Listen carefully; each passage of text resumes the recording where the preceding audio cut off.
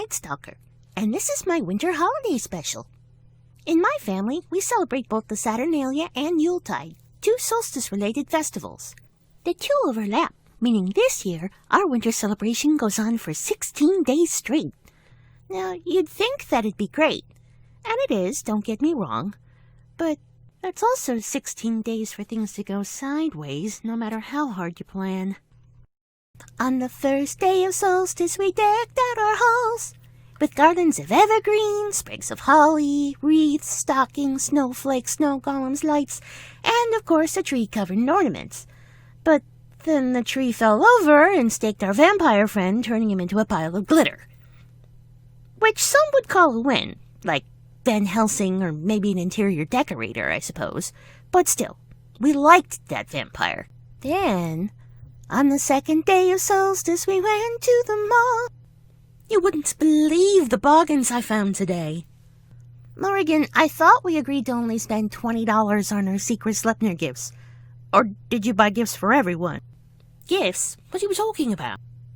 Those are all for you, aren't they? Well, of course they are, darling. Who else would they be for? The person whose name you drew for Secret Sleipnir? Secret Sleipnir? Yeah, I don't know what happened to the name she should have gotten.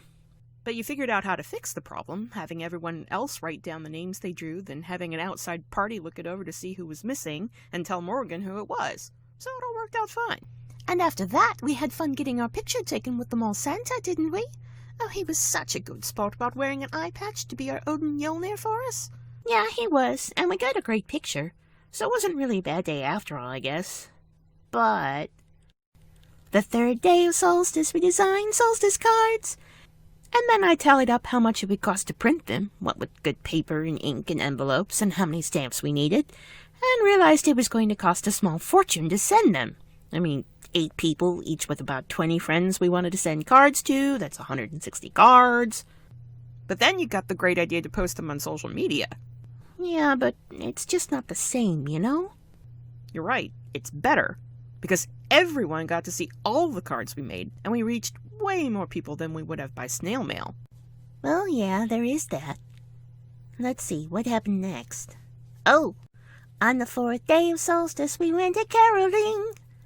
But really, nobody likes unexpected visitors, and in retrospect, I don't blame them. We got some water and even a couple of tomatoes tossed at us, and doors slammed in our faces. So then we decided to sing at the stage at the park. But by then it had gotten really cold, so there was no one around.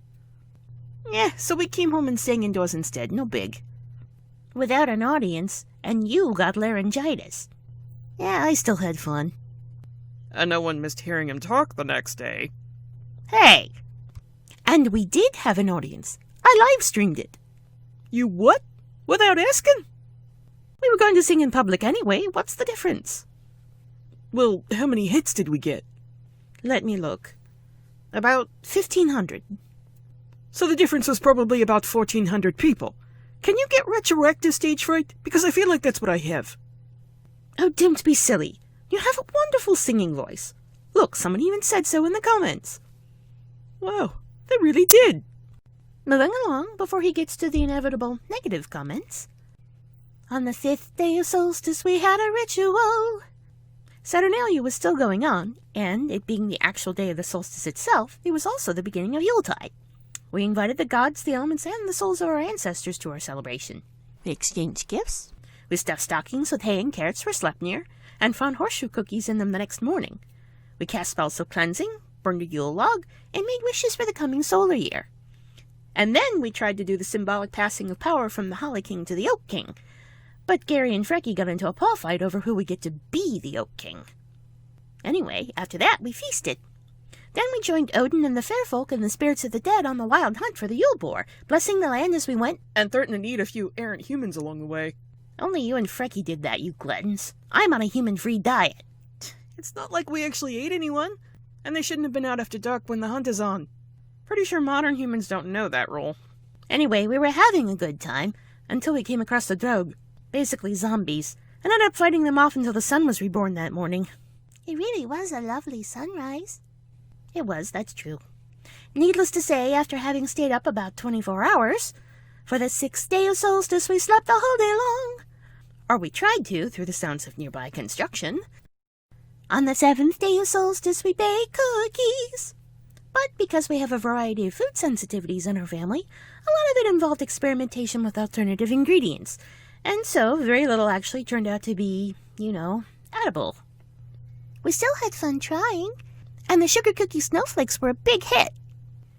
They were pretty good, weren't they? So let's see, what was next? Oh yeah. On the 8th day of Solstice, we had a Yola Boca flood. A book flood. That means we exchanged books that morning and spent the whole day reading together and drinking hot cocoa by the fire. And unless you count a paper cut, nothing bad happened.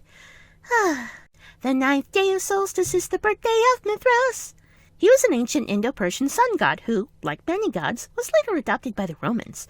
There's not a lot written about how he was celebrated, but we do know that the Roman cults had some complex initiation trials and rituals.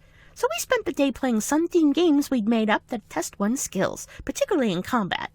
Only, we made them a little too difficult, and there were a few injuries along the way. Hey, people get injured in sports all the time, and nobody was seriously hurt. Unless you consider your having knocked Trekkie out cold serious, which I do. I said I was sorry. That aside, did you have fun? Yes, fine, I did.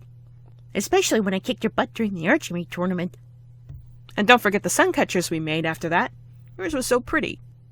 Aw, thank you. I loved yours too. Okay, so, the 10th day of Solstice is known as Boxing Day. That's the day we gave presents to the postal carrier and the delivery people, as well as to bus drivers, waitstaff at our favorite restaurants.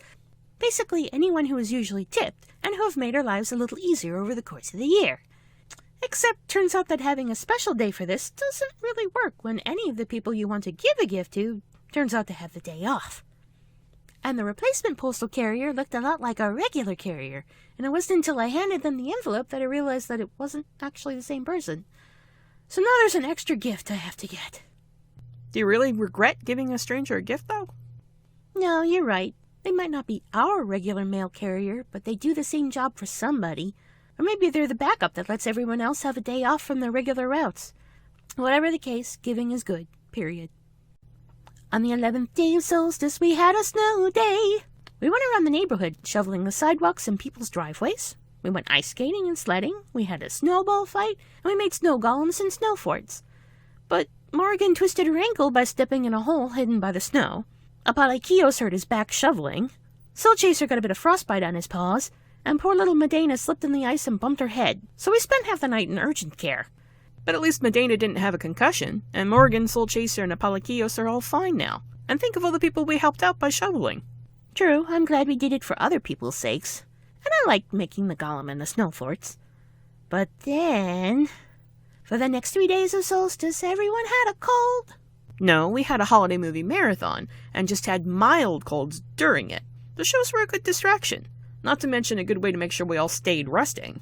And despite you being sick yourself, you made sure we were all about as comfortable as could be expected. So if we didn't see it before, thank you. You're welcome. So what happened next? The 15th day of Solstice was also New Year's Eve. There was more marathoning of movies and a lot of snacking going on, as well as making resolutions. The day was actually pretty good, until our great-grandma's party, where she bullied everyone into having a glass of champagne, whether we wanted it or not, for the toast. Yeah, that was unpleasant. Totally. And her neighbor had a few too many and wouldn't leave me alone. Even tried to kiss me at midnight. Not exactly how I wanted to ring in the new year, but I was afraid of what he might do if I told him to take a hike. Thankfully, after that, Soul Chaser showed him the door. Thanks again, bro.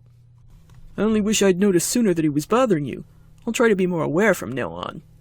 We all need to keep a better eye on one another. Were you at least able to have fun after that with the games we played? I did. You came up with some really good ones.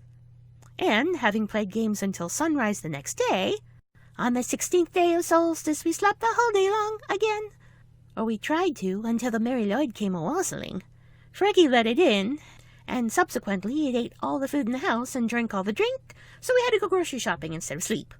Well, we needed to go grocery shopping anyway. True, since on the last day of Solstice we helped the homeless by bringing donations of food and blankets to the local shelter and helping out. We met lots of interesting people, too, and nothing bad happened. I guess I sound pretty petty with all those complaints I had, given what the people at the shelter have gone through. Hey, it's okay to be sad or disappointed or frustrated now and then, even in little ways. You're allowed to have feelings. It's totally understandable to feel down when things don't work out. We're not trying to make you feel like you're ungrateful. We're just trying to help you see the bright sides too. I mean, not to boast, but I think we managed to do a few good things this season. I hope so. I know so. Besides, getting worked up is better than not caring at all. Frustration often leads to problem solving, like the idea you came up with over the holiday cards. And we love you, grumbles and all. They're part of what make you interesting. Merry Solstice. Merry Solstice! And God's bless us, everyone. Wait, every one of us or every god? Both? Both is good.